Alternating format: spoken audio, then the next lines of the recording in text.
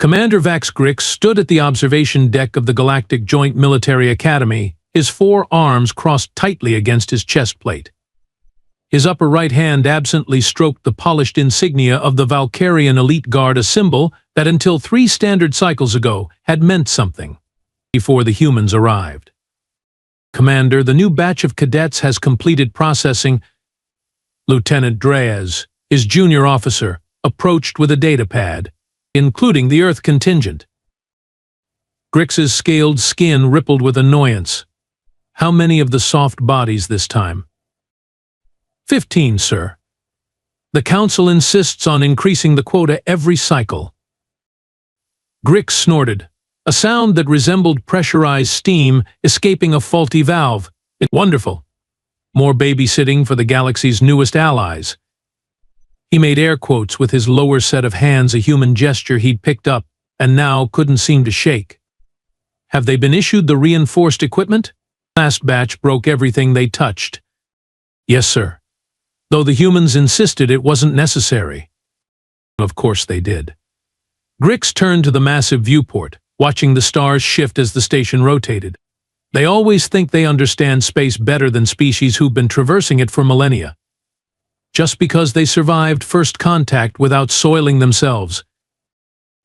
The Valkyrians were proud warriors, descendants of apex predators with exoskeletons that could withstand micrometeorite impacts. Their species had conquered 3 solar systems before developing faster than light travel. And now they were forced to train alongside humans, pink, fleshy creatures whose bones might as well be made of chalk for all their durability. Their file mentions they evolved on a high-gravity planet, Dreas offered helpfully. So did the Joruvians, and we all know what happened to them when they tried to join the Galactic Defense Force. Grix laughed harshly. 3 broken spines during the first gravity fluctuation drill. Pathetic. Draz shuffled uncomfortably. The Council believes the humans have potential. The Council hasn't had to scrape remains off training equipment. Grix's secondary eyes narrowed, their amber color darkening to burnt orange. Well, no use in delaying the inevitable. Let's go meet our fragile new cadets. Maybe this batch will last longer than a week. As they walked toward the training bay, Grix reviewed the human files on his neural implant. Weak skeletal structure, minimal protective dermal layers, laughable muscle density. Honestly, it was a miracle these creatures had survived their own planet, let alone qualified for space travel. The universe had clearly made a mistake. Grix straightened his posture. He'd show these humans exactly what real military training entailed. By the end of today, half of them would be requesting transfers. And that suited Commander Vax Grix just fine. The Galactic Council's decision to integrate humans into the Joint Defense Initiative had been controversial, to put it mildly. After the Nexus War with the Scourge hive mind, the Council had been desperate for new allies. Humans, with their ridiculous propensity for charging into danger and their even more ridiculous luck in surviving it, they had somehow managed to repel a Scourge scout fleet with technology that was barely post-atmospheric. The footage had gone viral across the galactic network's primitive missile weapons and a handful of makeshift spacecraft somehow holding the line against a force that should have obliterated them. Pure dumb luck, Grix muttered to himself as he entered the training bay. Any species can get lucky once. The new cadets stood in formation, or what passed for formation among such a diverse group. The Valkyrians and Centauri maintained perfect geometric precision. The Orbulon hovered in their anti-grav fields with reasonable spacing. The humans, well, they were trying. Attention. Grix barked, watching with satisfaction as the assembly snapped to alertness. All except the humans, who seemed to have a 2-second delay in their response time. Pathetic. Welcome to hell, Grix announced, pacing before them. I am Commander Vax Grix, your senior combat instructor. Some of you will graduate from this program. Others will wash out. Some may even die. He paused dramatically near a particularly nervous-looking Centauri. I make no apologies for the rigors you will face. Space is unforgiving. Your enemies will be worse. Grix's secondary eyes scanned the human contingent. They were shorter than most species, with their bizarre single-paired limbs and soft exterior casings. No wonder they'd invented clothes without them. They'd be perpetually injured by the simple act of existing. "You there," he pointed at a human female with close-cropped dark hair and unnaturally alert eyes. Name and planetary origin. "Cadet Alexis Parker, Earth, North American Continental Zone, sir." Her voice was steady, which was mildly surprising. "Parker." Grix rolled the name around in his mouth, disliking how it felt. "Your species has the bone density of infant Valkyrians. How do you expect to survive zero-G combat drills?" The cadet didn't flinch. "With respect, Commander, Earth gravity is 1.1 times standard galactic measurement. We're actually quite adapted to gravitational stress." Grix nearly laughed. "Gravity isn't the issue, Parker. It's what happens when that gravity suddenly shifts or disappears or reverses. Your calcium sticks will snap like kindling." "We'll manage, sir," Parker replied, her face betraying nothing. Grix stepped closer, looming over her. Despite being barely two-thirds his height, the human maintained eye contact with his primary set. Interesting. "The integration program may be mandatory." Grix addressed the entire assembly but kept his eyes on Parker. "But your survival in it is not guaranteed. I've reviewed the human physiological profiles. Your muscles tear under minimal strain. Your circulatory fluid, what do you call it? Blood? It's not even properly contained within a hardened system. You lack redundant organs. You can't even process basic atmospheric variations without technological assistance." In his head, Grix continued the litany of human weaknesses. A single-lobed brain with no backup processing. Exposed sensory organs. Ridiculously fragile neck structure housing critical neural connections. They were basically walking catalogs of evolutionary design flaws. Training begins at 0500 tomorrow. First up, exposure survival. We'll see how your species handles a little vacuum. Grix turned to leave, but not before catching a glimpse of something unexpected on Parker's face. Not fear or intimidation. Was that a smile? 3 weeks into training, and not a single human had quit. This fact bothered Commander Grix more than he cared to admit. Again, he barked at the exhausted cadets. The Centauri managed 15 repetitions. "I want to see you humans attempt at least 10 without collapsing." The training room's gravity had been cycling between 0.5 and 2.3 standard units at random intervals. The exercise, simple for most species with proper exoskeletons or multi-jointed limbs, involved traversing the obstacle course while carrying weighted packs. The humans were struggling, their faces flushed with a disturbing reddish hue that Grix had learned indicated overexertion. "Parker, your form is sloppy. Those legs aren't designed for lateral movement under load, are they?" Grix couldn't keep the mockery from his voice. Parker, sweat pouring down her face, simply adjusted her stance and continued. This, too, was infuriating. The humans never talked back. They just endured. By the 4th week, Grix had doubled the training intensity for the human contingent. He justified it as accelerated adaptation protocols, but everyone knew what it really was, an attempt to break them. Yet somehow they kept showing up each morning, bodies trembling with fatigue but eyes clear and determined. "You're going too hard on them," Lieutenant Draz warned after a particularly brutal session. "The Sentinel observer from the Council has been taking notes." "The Council insisted these creatures could handle military training," Grix snapped. "I'm simply testing their claim." The 5th week brought the combat simulations. Hand-to-hand fighting was where most non-militaristic species washed out. The humans, with their complete lack of natural weapons, no claws, no venomous secretions, not even decent teeth, should have been decimated. Instead, they were adapting. They used their smaller size as an advantage, ducking under the longer reach of Valkyrian arms. They learned quickly which body parts of various aliens were vulnerable. Most surprising of all, they seemed stronger each day, rather than weaker. This makes no sense, Grix complained to the medical officer after reviewing performance metrics. Their muscles should be deteriorating from this level of stress.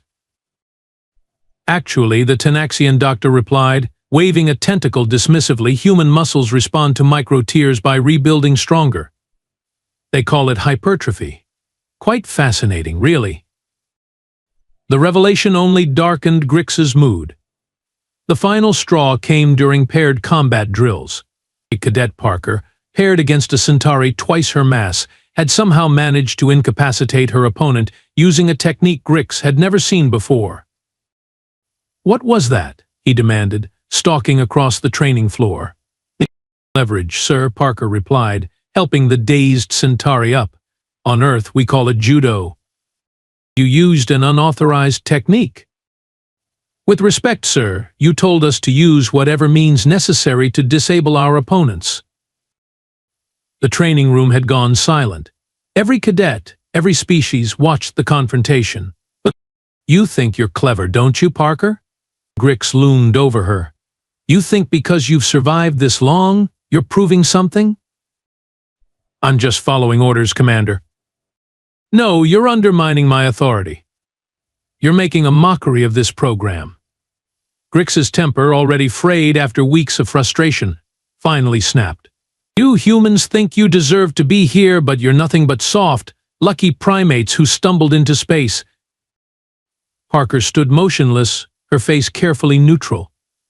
This only enraged Grix further. "React, damn you!" And before he could stop himself, Grix's upper right hand lashed out, delivering a stinging slap across Parker's face. The sound echoed through the suddenly silent training bay. Time seemed to slow. Grix had just enough self-awareness to recognize he'd crossed a line. Striking a cadet at any cadet was strictly against regulations. He'd be reprimanded, possibly even demoted. These thoughts flashed through his mind in the milliseconds before Parker moved. Her reaction was so swift that many observers would later claim they didn't even see it. One moment she was standing there, cheek reddening from the impact. The next, her hand had snapped up, caught Grix's retreating wrist, and twisted sharply. The crack was audible from across the room. Pain exploded through Grix's arm as he felt his ulnar joint splinter. He dropped to his knees, secondary eyes wide with shock, primary ones fixed on Parker's face. She hadn't even broken a sweat. "I apologize, Commander," she said calmly, releasing his now useless wrist. "Where I come from, we're trained to respond automatically to physical attacks. 4 seconds is actually quite slow for me." Grix stared at his dangling wrist, speechless for perhaps the first time in his military career. "Someone get the commander to medical," Parker called out, stepping back. "Training is suspended for today." And just like that, a human cadet had taken command of his training room while he knelt on the floor, cradling a wrist that had been broken like it was made of nothing sturdier than a dry twig. "Hold still, Commander. The bone knitter needs precise alignment." Grix glowered at Dr. Rautek, whose 8 eyes blinked in a sequential pattern that Grix knew signified amusement. The Arachnian physician had been working on his wrist for 20 minutes, and the pain blocker was only partially effective. "Is this funny to you, Doctor?" Grix hissed. "Not at all, Commander." Another sequential blink. "Though I must admit, in my 15 cycles at this academy, you're the first instructor to have their exoskeleton broken by a human. It's a remarkable achievement." From the next biome, a Tenaxian nurse made a burbling sound that their species used to indicate poorly suppressed laughter. "I wasn't prepared," Grix muttered. "The human used some kind of specialized combat technique."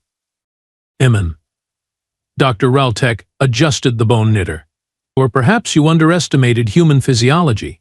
It's a common mistake." The doctor pulled up a holographic display. "Look here. This is your wrist joint reinforced calcium silicate lattice, evolved for both impact absorption and striking force. The image rotated. Now, this is the human Parker's forearm structure. Grix stared at the scan. That can't be right. Oh, but it is. Unlike your exposed joints, human tendons and muscles wrap around their bones, creating a remarkably efficient tension-absorbing system. Their bone density is surprisingly high for their gravity well, and their grip strength. The doctor made a whistling sound. Well, the average human can exert nearly 300 newtons of force with just their fingers, more than enough to fracture your ulnar joint if applied at the correct angle. That's impossible, Grix insisted. They're soft bodies. They don't even have proper armor. From across the medical bay, another nurse, this one a young Valkyrian, spoke up. They don't need it, sir. Did you know humans are persistence predators? On their planet, they used to chase prey until it collapsed from exhaustion. Grix turned his primary eyes to the nurse. Nurse Tuvix, isn't it? You seem awfully knowledgeable about humans. The nurse's scales flushed a deeper blue. I've been taking xenobiology electives, sir. Humans are fascinating. They evolved on a death world, you know. A what? A death world, Dr. Raltek confirmed, finalizing the bone knit with a burst of blue light. Class 12 hazard rating, massive tectonic instability, extreme weather variations, high background radiation, significant temperature fluctuations, and apex predators that would give even Valkyrian warriors nightmares. Grix flexed his wrist tentatively. You're telling me Earth is a Class 12? That's ridiculous. Nothing evolves intelligence on a Class 12. Nothing except humans, Nurse Tuvix said with undisguised admiration. Their world tried to kill them every day, so they learned to adapt. Did you know their skeletal system can repair itself naturally? No medical intervention required for minor fractures. Grix remembered Parker's face just before she snapped his wrist. There had been no rage there.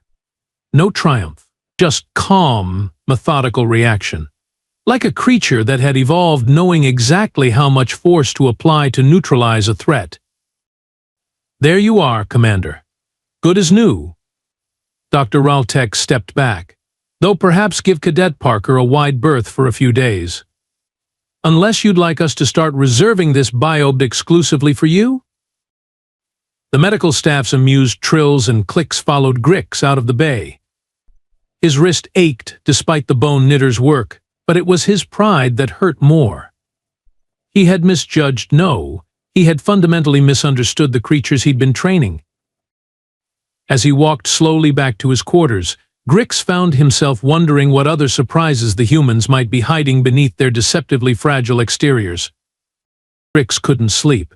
His wrist had healed completely, but his mind remained restless. For the third consecutive night, he found himself hunched over his private terminal, access codes bypassing the usual restrictions on the Academy's xenobiology database. The computer cross-reference all recorded incidents involving human physiological responses during stress situations. The holographic display flickered, presenting a scrolling list that was far longer than Grix had expected. He selected a file at random. Incident Report 3429B, Cargo Vessel Dawnstrider. Stranded in the Cygnus Void after catastrophic engine failure. Human engineer Thomas Reeves manually vented plasma conduits while exposed to 188% standard radiation levels. Survived. Medical notes indicate cellular damage was significant but non-fatal. Subject reported being a bit woozy after rescue. Grix blinked slowly. A bit woozy? The radiation levels described would have liquefied a Valkyrian's internal organs. He selected another file. Diplomatic Security Incident 775G. During negotiations on Keldor Prime, atmospheric processors failed in the human quarters. Temperatures dropped to 15 deg G before emergency systems activated. Human Ambassador Nadia Korlov continued negotiations for 3 hours without environmental protection, sustaining only minor peripheral tissue damage. Quote, "It reminded me of winter in Siberia. Quite refreshing, actually." Refreshing? Grix's own species went into protective hibernation at temperatures below 5°C. The night deepened as Grix absorbed file after file. Humans surviving vacuum exposure for nearly 2 minutes. Humans functioning with blood loss that would render most species unconscious. Humans adapting to toxic atmospheres that should have been instantly fatal. Computer, access classified military assessment, threat level, human species. The system hesitated. Warning, information classified, counselor-level clearance required. Grix input his override codes, technically a misuse of his authority, but he needed to know. The file that appeared made his secondary eyes widen in shock. Species assessment, human, Terra, Earth. Classification, Deathworld adaptives. Threat level, moderate to severe. Notes, despite technological limitations, humans demonstrate concerning adaptive capabilities. Physical assessment indicates misleading external fragility. It recommends caution in all engagements. Warning, humans display marked aggression when threatened and may not adhere to expected surrender protocols when outmatched. Grix leaned back, mind racing. Deathworld adaptives? That classification was reserved for only the most resilient species in the galaxy. And the threat level severe? For creatures that had barely mastered interstellar travel? He dug deeper, finding medical evaluations that further shocked him. Humans possessed redundant organ systems, despite appearances: twin lungs, twin kidneys, a liver that could regenerate, blood that clotted almost instantly at wound sites. Their seemingly flimsy skeletons contained a self-repairing matrix of collagen and calcium that, pound for pound, was stronger than many industrial metals. Most unsettling of all was the file on human adrenal responses. In crisis situations, human adrenal glands release compounds that can temporarily increase strength by up to 300%, neutralize pain perception, and accelerate neural processing. This fight or flight response effectively transforms the baseline human into a combat-optimized organism capable of feats impossible under normal physiological conditions. Grix thought of Parker's hand snapping up to catch his wrist. Had that been this fight or flight response? Had he inadvertently triggered a combat reflex that had evolved over millions of years on a planet seemingly designed to eradicate all life? The final file Grix accessed was perhaps the most illuminating. It was a simple collection of case studies titled Interspecies Combat Incidents: Why Underestimating Humans is a Potentially Fatal Error. As the station's night cycle gave way to artificial dawn, Commander Grix finally understood. It wasn't that humans were surprisingly strong or resilient. It was that everyone else had been asking the wrong question. The mystery wasn't how humans had survived in space. The mystery was how they had survived Earth. The training bay fell silent when Commander Grix entered the next morning. The cadets stood at attention, but there was a new tension in the air. News of the incident had spread throughout the station. The mighty Vulcarian commander, humbled by a human female half his size. Grix cleared his throat, all 4 hands clasped behind his back. At ease, cadets. His gaze swept the room until it found Parker. She stood with perfect military posture, face impassive. The bruise on her cheek had already faded to a pale yellow, another surprise about human physiology he'd discovered in his research. Their epidermal healing rate was remarkably efficient. Before we begin today's exercises, I have a matter to address. Grix's voice sounded strained even to his own ears. Cadet Parker front and center. Parker stepped forward, her movements precise and controlled. The other cadets watched with barely concealed interest. Even Lieutenant Draz, standing at the side of the training bay, leaned forward slightly. Cadet Parker, Grix began, then stopped. This was more difficult than he'd anticipated. Yesterday I acted in a manner unbefitting an officer of the Galactic Joint Military Academy. I struck you in anger, which violated not only Academy regulations but also the trust that must exist between instructor and cadet. Parker stood motionless, her eyes fixed on a point just above Grix's primary set. My actions were Grix struggled to find the right word. Inexcusable. And for that I offer my formal apology. The silence in the training bay deepened. A Valkyrian commander apologizing to a human cadet was unprecedented. Grix could practically feel the shock radiating from his fellow officers. "Permission to speak freely, sir?" Parker's voice was steady. "Granted," Grix said, somewhat reluctantly. "Thank you for your apology, Commander." "I accept it." She paused, then added, "And I apologize for breaking your wrist." My response was disproportionate to the provocation. Grix blinked all four eyes in surprise. "You're apologizing to me?" "Yes, sir. On Earth we have a saying, the strongest warriors know when to hold back their strength. I failed to do that yesterday." "I slapped you," Grix said, confusion evident in his voice, "and I could have simply blocked or deflected. Breaking your wrist was unnecessary." Parker's face softened slightly. "But where I come from, we're taught to end physical confrontations quickly and decisively. It's a habit that's hard to break." Grix stared at her, seeing the human in a new light. "Where exactly do you come from, Parker?" "I grew up in a region called Alaska, sir. Winter temperatures regularly drop to 40 deg C. I was taught hand-to-hand combat by my grandmother, who served in something called Special Forces. She believed in being prepared for anything." "I see." Grix found himself oddly impressed. 40 deg would kill a Valkyrian in minutes. "It's not so bad when you're used to it, sir." Was that a hint of a smile on Parker's face? "We have another saying, it's not the cold, it's the wind chill." Unexpected laughter bubbled up from Grix's throat, a sound that startled the entire assembly.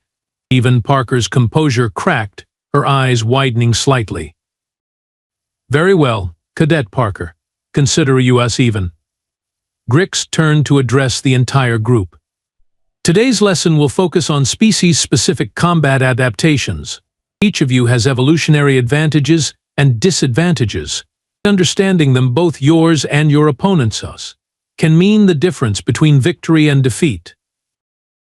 He gestured to Parker. "Cadet Parker has agreed to demonstrate some human combat techniques. We pay attention particularly to their use of leverage and momentum to overcome superior strength and size." As Parker moved to the center of the training area, Grix added, "And for those of you partnering with humans during these exercises," he held up his newly healed wrist, "I suggest you take them very, very seriously." The training proceeded with a new energy. For the first time, Grix found himself genuinely interested in the capabilities of his human cadets. He watched as Parker efficiently demonstrated joint locks and throws that utilized an opponent's own mass against them. Several of the larger species, including 2 Valkyrian cadets, found themselves unexpectedly pinned to the training mats. "Humans don't have exoskeletons or redundant limbs," Parker explained as she helped a dazed Orbulon to its feet. "So we developed fighting styles that target vulnerabilities common to most bipedal and quadrupedal species. Like structural weak points," Grix observed. "Joints, balance centers, neural clusters." "Exactly, sir." Parker nodded. "We can't outmuscle a Valkyrian in pure strength contests. But we can absolutely exploit the fact that your elbow joints only bend in one direction." The day ended with joint species training exercises that, for the first time, treated the humans as equals rather than fragile liabilities. As the cadets filed out, Grix found himself standing beside Parker. "Your demonstration was educational, Cadet." "Thank you, sir. Your wrist seems to have healed well." "Valkyrian medical technology is excellent." Grix hesitated, then added, "Though I understand humans can heal broken bones naturally, without intervention." "It takes longer, but yes." Parker smiled. "We're full of surprises, sir." "So I'm learning," Grix replied, and was surprised to find he meant it. "And that, esteemed council members, is why I'm proposing a complete overhaul of the joint species combat training protocols. Commander Vax Grix stood before the Galactic Security Council, all four arms gesturing to the holographic display behind him. Our current system fails to capitalize on the unique evolutionary advantages of each member species. Counselor Thrav, a massive Centauri with gleaming chitin, leaned forward. You're suggesting we incorporate human combat methodologies? The same humans you once described as, and I quote, evolutionary disasters waiting to happen? Grix's scales rippled in what the Council now recognized as the Valkyrian equivalent of embarrassed throat clearing. My assessment was premature and, frankly, wrong. The first graduating class of human cadets has demonstrated exceptional adaptability. Their perspective has proven invaluable, particularly in crisis response scenarios. Indeed, chimed in Counselor Zet Nay of the Orbulon Collective. The recent incident at Proxima Station seems to support your position, Commander. The incident in question had occurred 3 solar weeks prior. A routine patrol near the contested Proxima sector had encountered a Scourge Scout vessel, the first sighting in nearly a year. What should have been a standard containment operation had spiraled into disaster when the Scourge ship self-destructed, damaging the patrol vessel's life support systems. The environmental controls had failed, flooding the ship with radiation levels that should have been fatal to the entire crew. Captain Parker's report was most impressive, Counselor Thrav admitted. Particularly the part where she manually realigned the radiation shields while exposed to levels that our medical experts assure me would kill most sentient species within minutes. Cadet, excuse me, Captain Parker has always been exceptional, Grix said, unable to keep a note of pride from his voice. But her actions at Proxima Station merely highlight what I've come to understand about humans in general. They evolved on a planet that tried to kill them in 1,000 different ways every day. This has made them uniquely suited for emergency response in conditions that other species find challenging. You're suggesting we make humans our first line of defense in hazardous situations? Counselor Zet Na's central eye blinked skeptically. I'm suggesting we recognize that every species in this alliance brings unique survival adaptations to the table. The Valkyrians have our exoskeletal strength. The Orbulon have their psionic sensitivity. The Centauri have their multistage metabolic systems. Grix gestured to the data scrolling beside him. And humans have their remarkable adaptability and endurance. Together we are stronger than the sum of our parts. The council chambers buzzed with discussion as Grix concluded his presentation. After a brief deliberation, the measures passed with a surprising level of support. As the session adjourned, Grix found Captain Alexis Parker waiting in the antechamber, now wearing the insignia of a full fleet officer. "Quite the speech, Commander," she said with a grin. "I especially enjoyed the part where you neglected to mention how you discovered humans were useful in radiation-heavy environments." Grix's scales flushed a deeper blue. "Ancient history, Captain. Besides, my wrist healed perfectly." "And my cheek." Parker touched the spot where, a year ago, Grix's hand had made contact. "Though I still maintain my reaction time was embarrassingly slow. 4 whole seconds? My grandmother would have disowned me."